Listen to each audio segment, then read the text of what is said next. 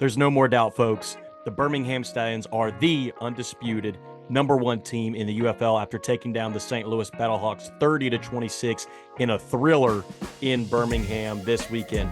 We're going to talk about the game, get the instant reaction, mention some key players and plays, and have some big takeaways from this huge matchup in the UFL on this next episode of State of the Stallions. Thanks for tuning in. Here we go. Hey, giddy up on three. 1, 2, 3. Giddy up.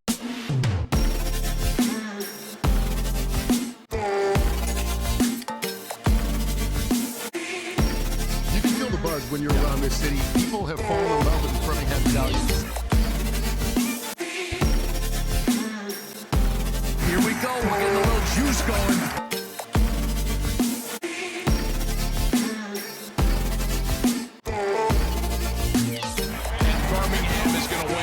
USFL championship. Wow. What a game. I hope that you had the chance to be one of the over 14,000 people in person at this game in Birmingham, or one of the hundreds of thousands who got to watch it on TV, because it lived up to the hype. Not enough people saw it, unfortunately, as they should have. If you missed it, hopefully you DVR'd it and can go back and watch it, because it came down to the wire. It was the game that we wanted, the game that we expected, and it was a credible effort by both sides. I got the chance to be there in person and witness it, and it was just a fantastic atmosphere at Protective Stadium.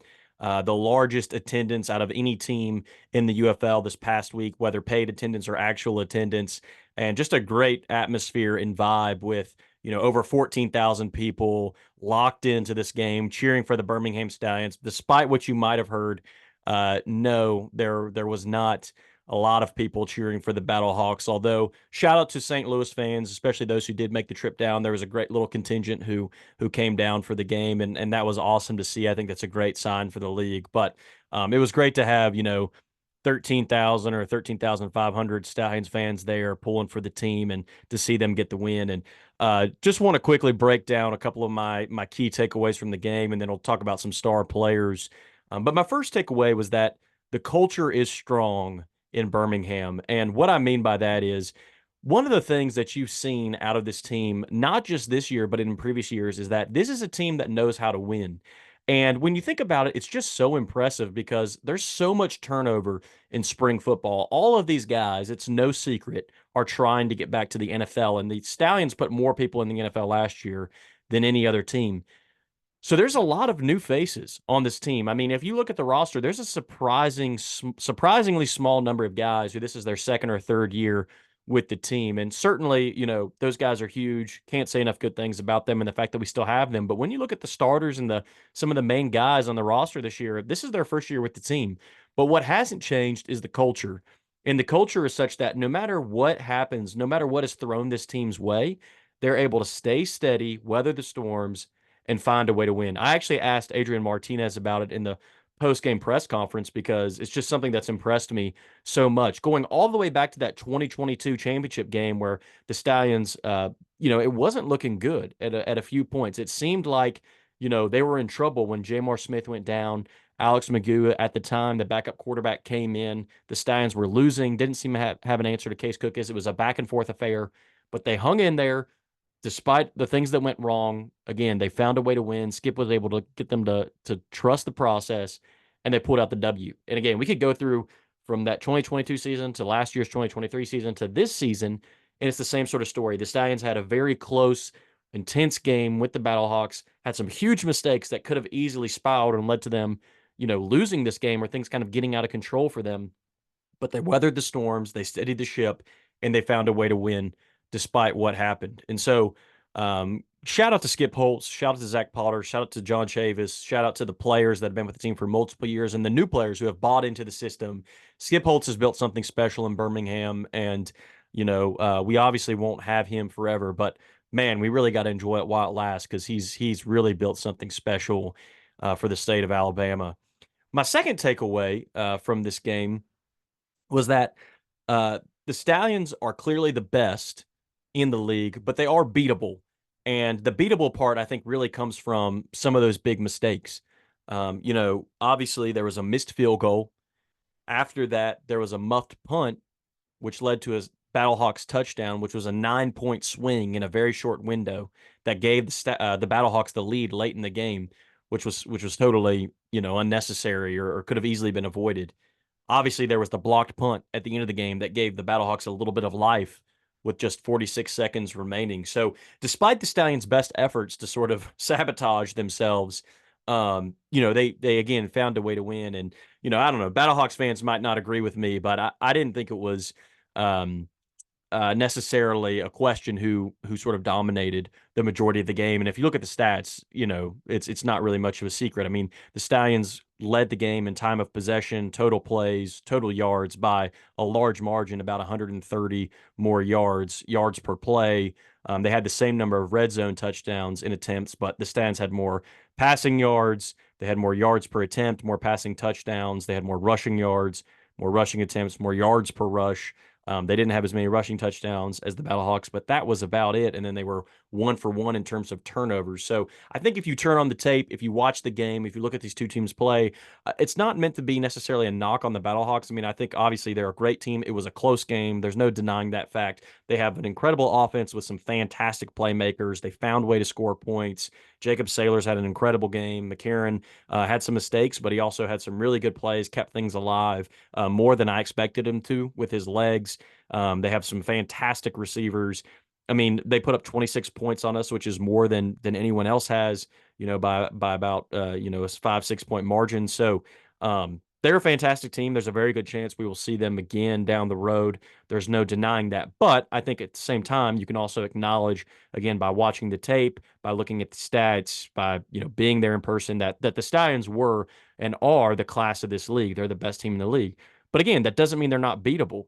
Um, should this game have been as close as it was? In my opinion, no. Again, I know Battlehawks fans might not agree with me, but you take away that missed field goal, you take away that muffed punt. That's a 9-point swing. If those two things go differently, it's very easily potentially a 33-20 game at the end, as opposed to a 30-26 game. And of course, St. Louis could maybe make some of the same arguments, say, well, we made this mistake, that mistake, and if you take those away, it could be a different score. Woulda, coulda, shoulda. I get that. But my point is the Stallions made some uncharacteristically bad mistakes, and I think that led to the game being closer than it needed to be. So all that to say, both of these are great teams. Again, I think the Stallions are clearly the best team in the league, but they're beatable. They're vulnerable, especially when they shoot themselves in the foot, which they did a few times. But again, they at the same time, you got to give them credit because back to my previous point, despite those mistakes, they find a way to win. And you're going to make mistakes. That's unavoidable in a game. Like you can't play a game without ever making a single mistake. It's just you got to be able to respond to those things, mitigate those things, avoid those things as much as possible. And I know Skip, after the game, he said he was going to throw up watching the tape with all the huge mistakes they made. So I know he's aware of it. He's going to get it corrected. They're going to play better, especially as we get down into this home stretch. But they are beatable. I don't think there's any denying that. But there's also no denying that they are the best team in the league. And like I said, the class of the league heading into what is now the final stretch here of the regular season. And then my third takeaway is that I think we might have a budding rivalry in the UFL, sort of cross-conference rivalry. Now, this isn't really a surprise because this actually goes all the way back to, the offseason when Anthony Beck got upset and started, not even just subtweeting, but directly tweeting at the league and the Stallions for what he claimed were sort of stealing their players as the merger was going down when the Stallions particularly added Gary Jennings. That sort of set off the controversy. And then, the Battlehawks, they wanted this game. They wanted to beat us. There's no denying that. I mean, I think in some ways this was kind of their Super Bowl, as we've sort of turned into everybody's Super Bowl. But we wanted it too. We wanted to beat what's considered right now to be the best team in the XFL and show people that the competition in the USFL was just as strong, and that not only were we the best team in the USFL, we were the best team in spring football for the last several years. And so there was a lot of, at stake heading into this game. And, it was chippy. After the game, I wanted to roll this clip because Anthony Beck had some interesting comments in his press conference. So listen to this. Yeah, I mean, he's been doing it his whole life. He played in front of 100,000+ fans. I mean, to deal with 10 or 12, most of them are cheering for him. That's good, So So, like I said, some interesting comments from Anthony Becht. I mean, I will say that factually, nothing he said in that snippet is accurate. There was over 14,000 fans there, not 10 or 12, despite the slight that he tried to make at our fan base. And frankly, I think anyone who's there who is objective, including people I talked to that didn't necessarily have a dog in the fight, like James Larson, will tell you that the vast majority of the crowd was cheering for the Birmingham Stallions. Again, I want to give credit to the St. Louis fan base that traveled down, because there was a solid contingent that traveled down, and I think they had, if I had to guess, maybe 500 people or so that were there from St. Louis cheering for the Battlehawks, and that was great to see. I think it's a great sign for the league, but um, there was nobody that was switched allegiances for this game. That was a Stallions fan that all of a sudden decided they needed to cheer for the Battlehawks. I mean, people weren't cheering for AJ outside of the small number of Battlehawks fans that were there. I mean, I think that's just an objective fact if you're at the game. I mean, frankly, at the end of the game, the people around me started a rather loud AJ sucks chant. So, again, I mentioned this on to some other people I was talking to. But you got to remember, I mean, half the fan base there are Auburn fans. I mean, it's the Birmingham Stallions. They're the only professional football team in Alabama. They are the one thing that unites Alabama and Auburn fans. And so half of the fans there that love Auburn but also love the Stallions weren't very interested in cheering for AJ. And then the Alabama fans who also really love the Stallions, love AJ, obviously want to support AJ, especially when he's not playing us. But like a lot of them said, he's wearing blue, right? He's not in red anymore. He's not in crimson anymore. He's not on our sideline. And so we're not going to cheer for him in the game for those people that, identify as Alabama fans. So, again, factually false statements from Anthony Becht. You think you could tell he's maybe a little bit pressed, we'll say, or a little bit upset after the game. Understandably, his team lost. But putting in some shots there at the Stallions. And so I think, this is kind of one of those games again that lived up to the hype. I think a lot of people want to see it again in the championship potentially. I would personally love to see that. I'd love to get the chance to face them again and again prove once again that we're the best team in the league. But the Stallions got to win some games to get to that point, and the Battlehawks got to win some games to get to that point. So in the meantime, the jawing and chattering will continue online, and the rivalry will continue to grow. And overall, I think that's a good thing for the league. People get obviously really invested in rivalry games, and that just adds another layer to the excitement of some of these showdowns. So it's something I'm looking forward to seeing continue to grow in the future.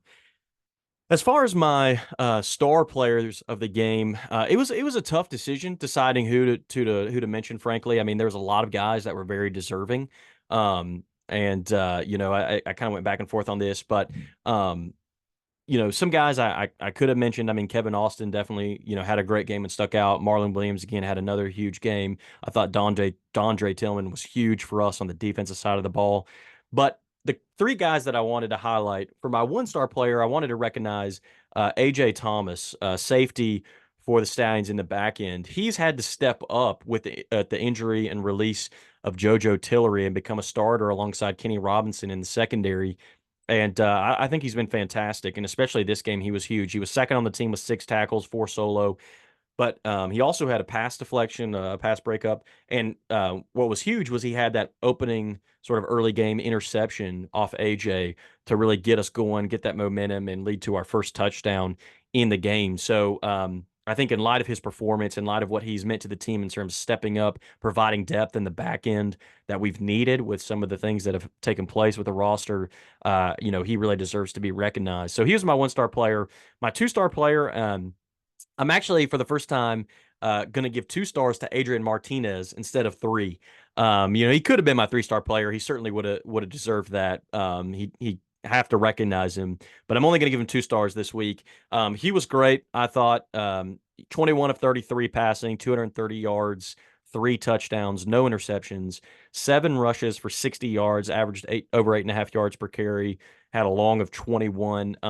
He was, I thought, really smart with his legs and arm, in terms of when he took off in the pocket, when he tried to hang in there and find an open receiver. Took one or two sacks at the beginning, was getting pressured a little bit, but really kind of settled in as the game went on. Had some huge third down conversions with his legs, where even some third and long conversions where he was able to get loose and extend drives for us. That was just massive, especially down the stretch.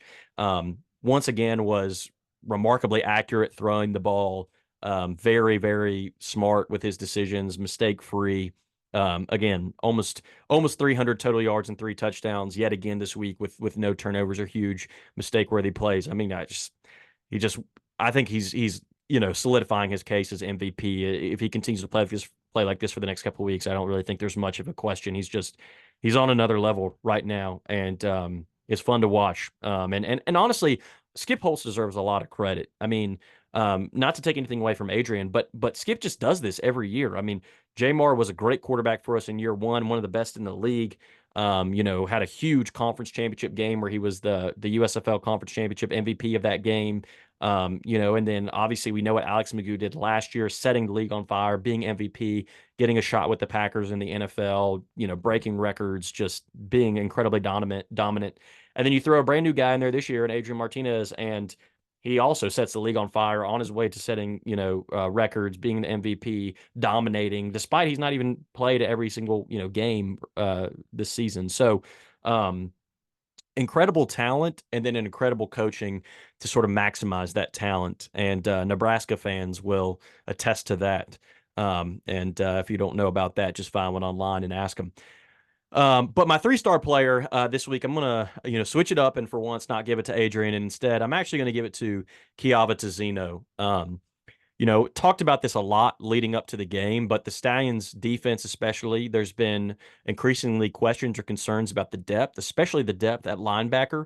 Heading into the season, if you go back and listen to my interview with Zach Potter before the season, which I definitely encourage you to do if you haven't, it's the only one out there, and he shined some great light on the team, in the history of the team, and then especially the roster heading into this year. And one of the things he talked about was that he felt like the Stallions linebacker room was one of, if not the best groups on this team. Well, since he said that, Chris Orr retired to pursue another opportunity.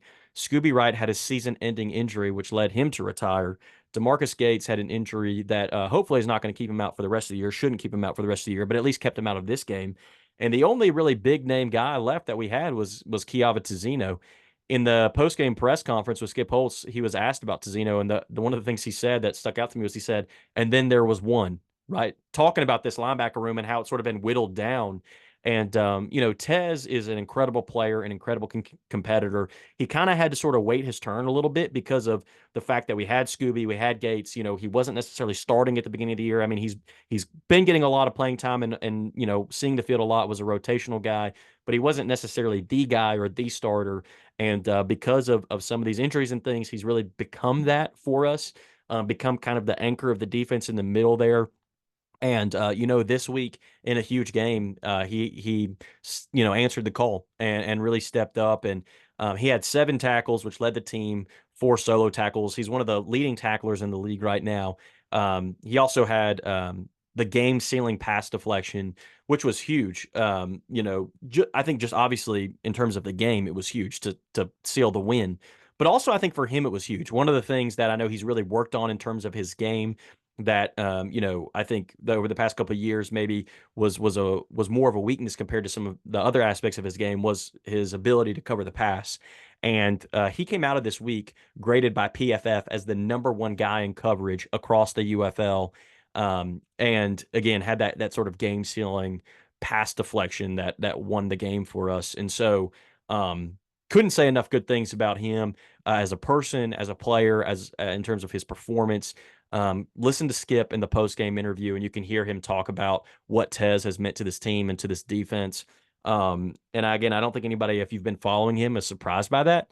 But that doesn't mean he still deserves the recognition for what he's done for us. And so I got to give him my 3 stars for the week because of his performance, because of what he's meant to this team, because of the way the defense played, and how again, I think how critical he's going to be to this team heading down the stretch. So those are my 3 stars for the week. And, shout out to those guys for an incredible performance. But we'll wrap it up there. Look forward to continuing, breaking down the rest of the Stallions games over the rest of the season. The Stallions have clinched the playoffs, as have the Panthers. So we do know for sure we will have a Stallions-Panthers matchup in the playoffs, most likely in Birmingham. It's not 100% guaranteed yet, but I think it's pretty much all but guaranteed that's where it will take place. But we can't look too far ahead to that. We have a huge game against Houston this coming weekend. Need everyone there. Houston has had our number. We have not swept them in a season since the UFL came back in 2022. So we have a unique opportunity to do something special this weekend in sweeping Houston. And they're hungry for a win. They're hungry to prove that they're a good team after a brutal loss to San Antonio this past weekend. So they're going to want this one bad. And we can't come in and sort of be caught sleeping. We've got to, keep that culture that I talked about, that want-to-know mindset, want-to-know mentality where it doesn't matter who we play in 2 weeks, 3 weeks, 4 weeks, or 5 weeks. All that matters right now is who we played this week, and that's the Houston Roughnecks. So looking forward to that game, looking forward to previewing it at the end of the week. Make sure you tune into that. This has been State of the Stallions. Thank you again for listening, and giddy up.